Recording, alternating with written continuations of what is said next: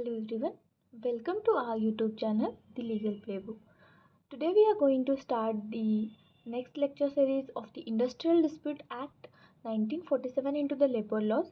तो पहले हमने जो है minimum wages act, payment of wages act, जो स्टैंडिंग ऑर्डर है वो कवर किया है, ट्रेड यूनियन एक्ट भी कवर कर लिया। उसके बाद हम देखेंगे इंडस्ट्रियल डिस्प्यूट एक्ट 1947। तो इस लेक्चर में फर्स्ट लेक्चर में हम देखेंगे इंट्रोडक्शन क्या है, इंडस्ट्रियल डिस्प्यूट क्या है, एक्ट क्या है एंड मीनिंग क्या है, नेचर स्कोप देखेंगे उसका and history of the industrial dispute act देखेंगे। ओके।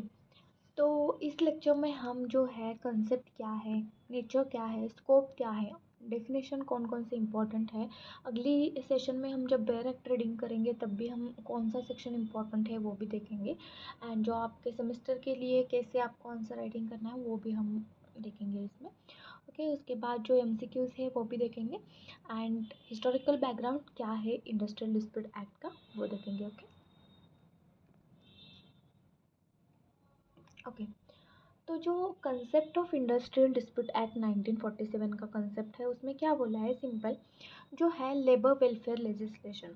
इंडस्ट्रियल डिस्प्यूट एक्ट क्यों है, क्योंकि जो एम्प्लॉयर और एम्प्लॉई के बीच में और एम्प्लॉय के बीच में जो डिस्प्यूट है रिलेटेड टू जो भी उनकी डिमांड है उसके रिलेटेड और जो भी डिस्प्यूट है उसके रिलेटेड जो भी है उसके लिए जो इंडस्ट्रियल डिस्प्यूट एक्ट जो है यहाँ पे रेगुलेट करता है।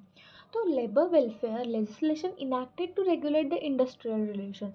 क्यों इनैक्ट किया है, क्योंकि लेबर वेलफेयर लेजिस्लेशन जो लेबर्स के वेलफेयर के लिए, not only the employee but also the employer, यहाँ पे एम्प्लॉय के लिए सिर्फ लॉज एंड रूल्स नहीं बनाया गया है, तो यहाँ पे एम्प्लॉयर्स के जो रूल्स है एंड लॉज है, जो राइट्स है उनके, उसके लिए भी प्रोटेक्ट करने के लिए जो डिस्प्यूट है जो भी है यहाँ पे जैसे रूल है वैसे ही यहाँ पे सॉल्व होगा। ओके, उसके बाद जो है एम क्या है इस एक्ट का, aim to investigate and settle industrial dispute.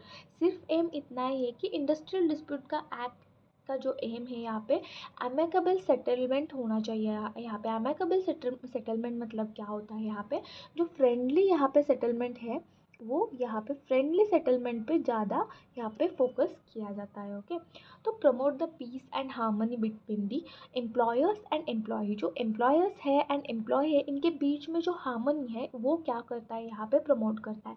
अगर हार्मनी यहाँ पे पीस एंड हार्मनी नहीं होगी तो यहाँ पे प्रोडक्शन भी नहीं होगा और जो डिमांड सप्लाई है वो भी यहाँ पे क्या होगा, कंप्लीट नहीं होगा। ओके, तो यहाँ पे जो ग्रोथ है यहाँ पे क्या होगा, ग्रोथ नहीं होगा।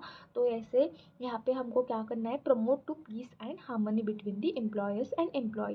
ओके, तो उसके बाद जो है provides legal frameworks for the conciliation and जो एडजुडिकेशन है उसके लिए क्या करता है, एक लीगल फ्रेमवर्क प्रोवाइड करता है। उसके बाद जो है इंश्योर्स द फेयर लेबर, जो है fair labour practices, protects the rights. Fair labour practices जो है, अनफेयर लेबर प्रैक्टिसेस हो यहाँ पे अगर हो गए होंगे तो यहाँ पे उसके लिए क्या होगा, यहाँ पे पेनाल्टीज भी दी गई है इस एक्ट में। ओके, तो यहाँ पे concept of industrial dispute act में अगर बोले तो यहाँ पे वेलफेयर के लिए ज़्यादा जो है, नॉट ओनली एम्प्लॉयज़ के लिए बट ऑल्सो यहाँ पे एम्प्लॉयर्स। अगर हम ऐसे बोलते हैं कि लेबर वेलफेयर है तो लेबर वेलफेयर सिर्फ एम्प्लॉयज़ के लिए नहीं होगा, एम्प्लॉयर्स के लिए भी यहाँ पे होगा। अगर कोई एम्प्लॉई अगर इलीगल एक्ट कर रहा है तो यहाँ पे एम्प्लॉयर्स को प्रोटेक्ट किया जाता है। ओके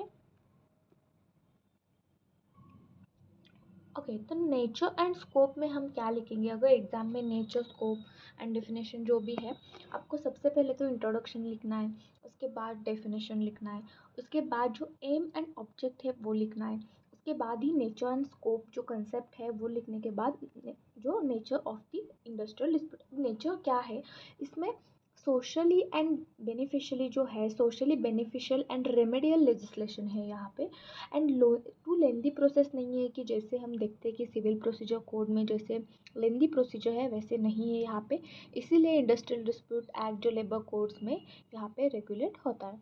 उसके बाद वेलफेयर ओरिएंटेड है यहाँ पे, जो लेबर के लिए welfare oriented, not only labours but also यहाँ पे जो है एम्प्लॉयर्स के लिए भी है and to protect the workers from the exploitation, offers dispute resolution. यहाँ पे कौन कौन से रिजोल्यूशन होंगे, यहाँ पे कंसिलेशन होगा, आर्बिट्रेशन होगा एंड एडजुडिकेशन जो भी है यहाँ पे होगा। कंसिलेशन आर्बिट्रेशन क्या होता है? कंसिलेशन मतलब यहाँ पे होता है जो मिडल पर्सन होता है वो क्या करता है, एमाइकेबली डिस्प्यूट यहाँ पे क्या करता है, सॉल्व करता है। ओके, तो tribunal have the quasi judicial powers like the civil courts. जो ट्रिब्यूनल है क्वासी जुडिशियल पावर्स होते हैं यहाँ पे, उनके ऊपर मैंडेटरी नहीं होता है कि आप ऐसे ही फॉलो करो, लेकिन सिविल प्रोसीजर के जो रूल्स है उसमें से ही वो क्या करते हैं, रूल्स फॉलो करते हैं, प्रोसीजर फॉलो करते हैं। ओके, उसके बाद जो है public policy law that supports a national economic interest. जो नेशनल इकोनॉमिक इंटरेस्ट है उसको प्रोटेक्ट करने के लिए जो भी है यहाँ पे industrial dispute act 1947 role play करता है। ओके ओके, तो जो डेफिनेशन है, अब हम इम्पॉर्टेंट डेफिनेशन देखेंगे। सिर्फ आपको अगर नेचर स्कोप आया तो इंट्रोडक्शन में डेफिनेशन जो लिखने हैं उतने सारे डेफिनेशन नहीं लिखने हैं। ओके, तो यहाँ पे जो है इंडस्ट्रियल डिस्प्यूट जो है, इसमें 2K में जो इंडस्ट्रियल डिस्प्यूट एक्ट में 1947 के, उसमें 2K of industrial dispute act में डिफाइन किया गया है। तो इसमें बेसिकली क्या बोला है, dispute between employer workman, employer employ भी बोल सकते हैं, एम्प्लॉयर्स एंड वर्कमैन के बीच में जो डिस्प्यूट है about the employment terms and conditions.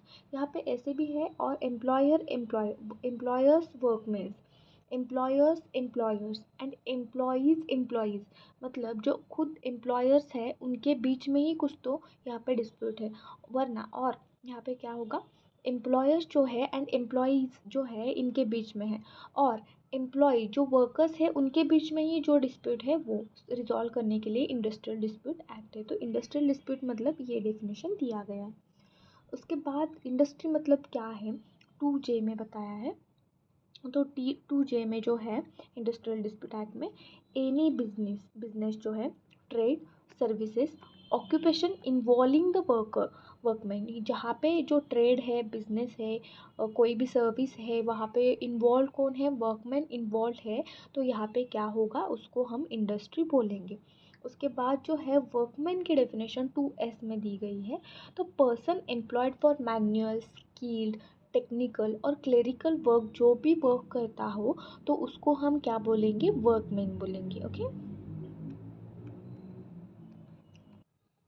Okay, तो अब हम हिस्टोरिकल बैकग्राउंड देखेंगे यहाँ पे। तो हिस्टोरिकल बैकग्राउंड में सबसे पहले तो हमें प्री इंडिपेंडेंस पीरियड का देखना है।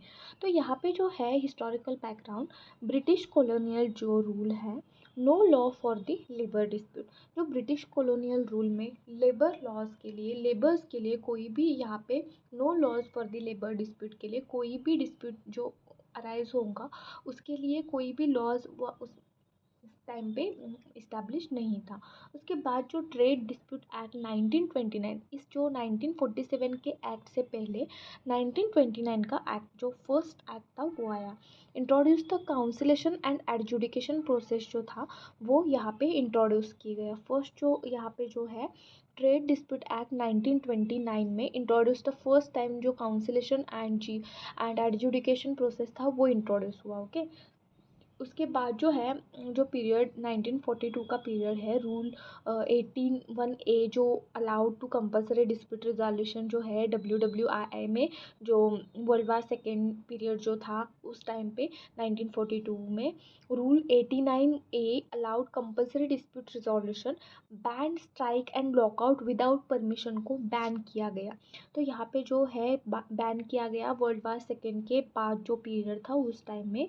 जो strike and lockout without permission, हम देखेंगे कि विदाउट परमिशन आपको नोटिस देनी पड़ती है। अगर आपने नोटिस नहीं दिया, अगर आप स्ट्राइक करने वाले हो उसके पहले आपको नोटिस देनी पड़ती है, ट्रेड यूनियन जो है वो नोटिस देना पड़ता है।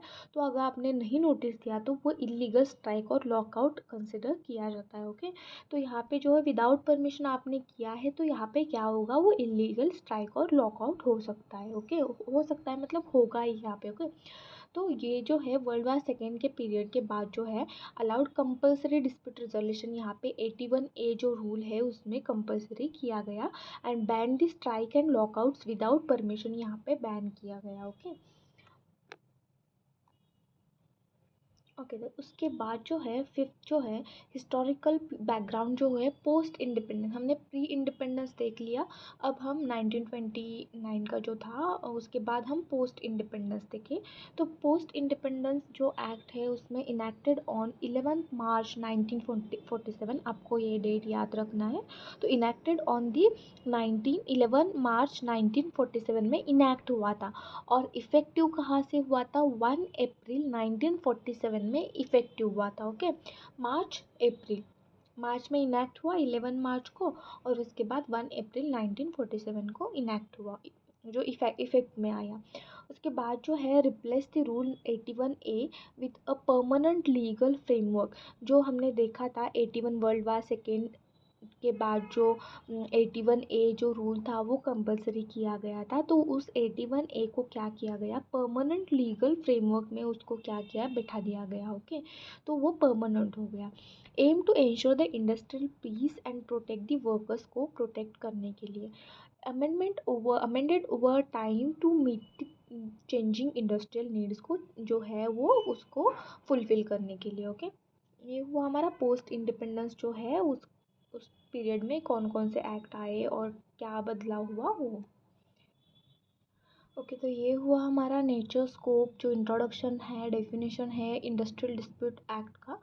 कल यहाँ पे एंड हुआ। तो आई होप आपको समझ आया होगा। Thank you.